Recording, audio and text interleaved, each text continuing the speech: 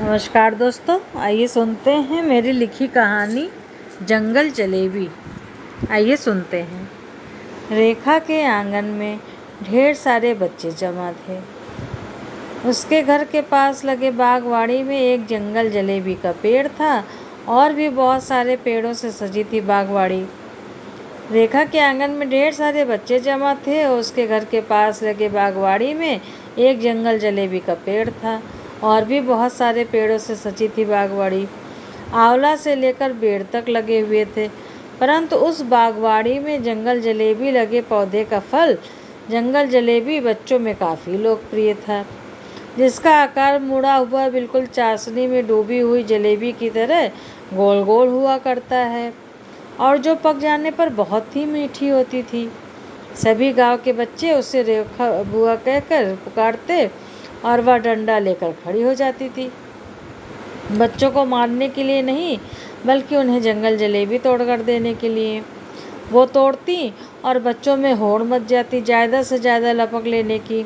जिसके हाथ में जितना लग जाता वह फल उसी का उतना होता। गुच्छेदार होने की वजह से ढेर सारा फल एक ही बार में हाथ लग जाता। बस एक ही गड़बड़ी थी कि इसके पेड़ के फल के साथ भयंकर नुकीले बिल्कुल कीले के आकार के कांटे होते थे, इसलिए पैरों में चप्पल होना बहुत ज़रूरी होता और फल लूटने के लिए भी ज़रूरी सतर्कता ज़रूरी होती, क्योंकि यदि गलती से एक कांटा एक बार चुभ जाए तो छेद करता हुआ तालुओं में अंदर तक समा जाता। गुड़िया बहुत छोटी थी, लगभग 5 साल की।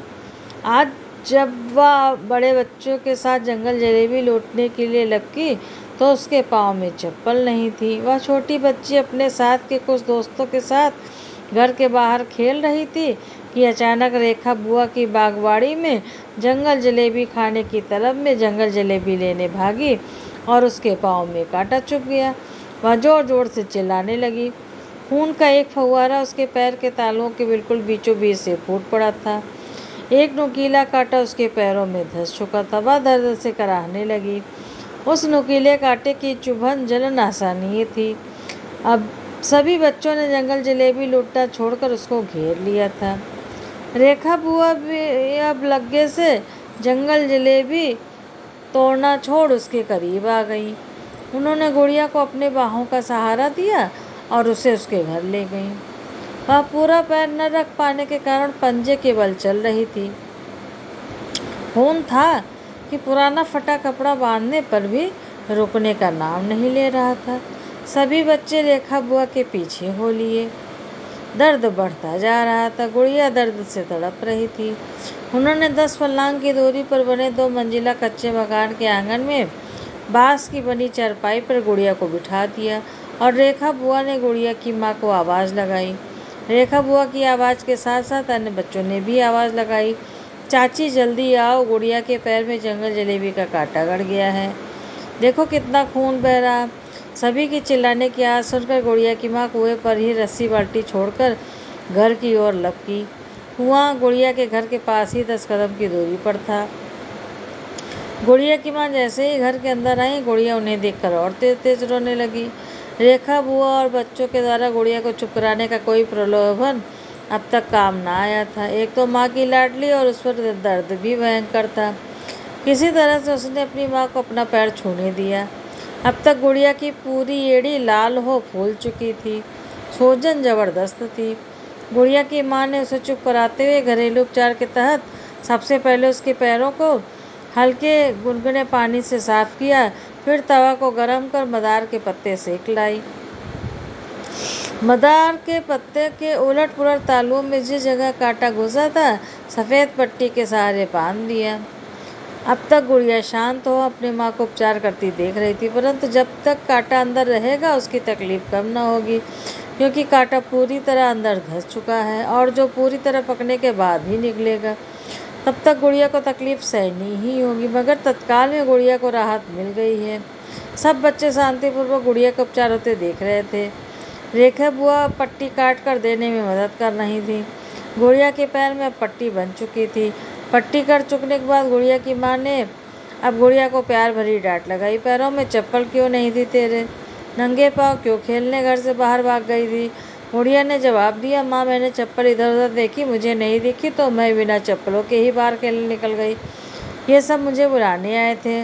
उसने पास खड़े अपने सभी छोटे बड़े दोस्तों रिंकी चिंकी चुन्नू मुन्नू की ओर इशारा किया। हम सब पहले सतुल खेल रहे थे, फिर गेंद रेखा बुआ की बागवानी में चली गई। हम सब वहाँ गेंद खोजने लगे तो हमें जंगल जलेबी खाने का मन करने लगा, तो हमने रेखा बुआ से जंगल जलेबी तोड़ने की विनती की। रेखा बुआ अपने घर के अंदर से लग्गी लेकर जंगल जलेबी तोड़ी। हम दौड़े तो मेरे पैर में लंबा मोटा नुकीला जंगल जलेबी का कांटा गड़ गया। माँ बहुत दुख रहा है मेरा पैर, कब तक ठीक होगा? देखो बेटा कितना समय लगता है, जब तक कांटा पकेगा नहीं, निकलेगा नहीं। कांटा पूरा का पूरा धंस चुका था अंदर, कितना बड़ा गड्ढा तो दिखाई दे रहा था एड़ी के अंदर। उफ कहकर गुड़िया ने फिर से अपने पैरों के बल खड़ा होने की कोशिश की। पूरा पैर पड़ नहीं रहा था जमीन पर। उसने पंजों के बल पैर की एड़ी को ऊंचा उठा लिया, चलने की कोशिश करने लगी। पंजों के बल चलना बड़ा ही कष्टप्रद अनुभव था, मगर क्या करे, लाचार थी। उसे फिर जंगल जलेबी की याद आई। तभी सभी बच्चों ने अपने हाथ आगे किए और फिर देखते ही देखते ढेरों जंगल जलेबी उसकी झोली में आ गिरी। गुड़िया की खुशी का ठिकाना न रहा। कुछ पल को वह अपना दर्द भी भूल गई। उसने अपने सभी दोस्तों के साथ मिलकर जंगल जलेबी का स्वाद चखा और उस दिन उसे एहसास हुआ उसके सभी दोस्त दिल के बहुत अच्छे हैं। जो उससे जंगल जलेबी के लिए लड़ा करते थे लुढ़ते समय, आज वो सब अपने हिस्से की जंगल जलेबी भी उसे दे रहे। उस समय उसके सभी दोस्तों ने सिर्फ एक फल ही नहीं बांटा था, बल्कि अपना असीम प्रेम भी बांटा था। गुड़िया का कांटा उसको 1 महीने तक दर्द देता रहा। सब सोते मगर वह जागती। पैर से पंजों के बल चलना एक तो पहले ही दुखदायक होता, फिर उस पर उस कांटे की टपकन उसे सोने न देती, मगर कांटे का जलना टपकना उसको सहना ही होता। कभी माँ मिट्टी का लेप लगाती ठंडक पहुँचाने के लिए, कभी गोबर का लेप लगाती, रोज पट्टी बदलती। यही क्रम लगभग महीना 1.25 महीना तक चलता रहा। कांटा जल्दी पक जाने के लिए इसके अलावा कोई चारा न था, मगर कांटे को तो अपना चुभन जलन दर्द देने का कार्यकाल पूरा कर ही पकना था। जब कांटा पक गया तो बड़ी सी खील फोड़कर बाहर निकला। तमाम गंदा खून मवाद निकल जाने से गुड़िया को फोड़े की टपकन से छुटकारा आखिरकार मिल ही गया था, मगर जिस जगह कांटा चुभा था उतनी दूर की जगह अब सख्त हो चली थी और एक बड़ी सुई की नोक के बराबर गुड़िया की एड़ी में छेद हमेशा के लिए हो चुका था। गुड़िया के पैर में उसके पैर की नाप वाली चप्पल अब हमेशा उसके पैरों में पड़ी रहती।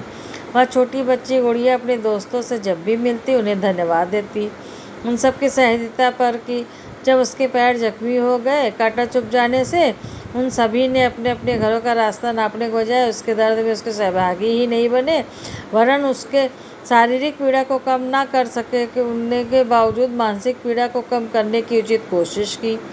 गुड़िया ने अपने दोस्तों को बताया कि वह यह सोचकर उस समय और भी रो रही थी कि उसके पैर में कांटा भी चुभ गया और वह एक भी जंगल जलेबी भी न पा सकी। वह उस समय शारीरिक पीड़ा के साथ साथ मानसिक पीड़ा में भी थी, क्योंकि पैर में जंगल जलेबी का कांटा चुभ जाने के बाद वह एक भी जंगल जलेबी लूट नहीं सकी थी।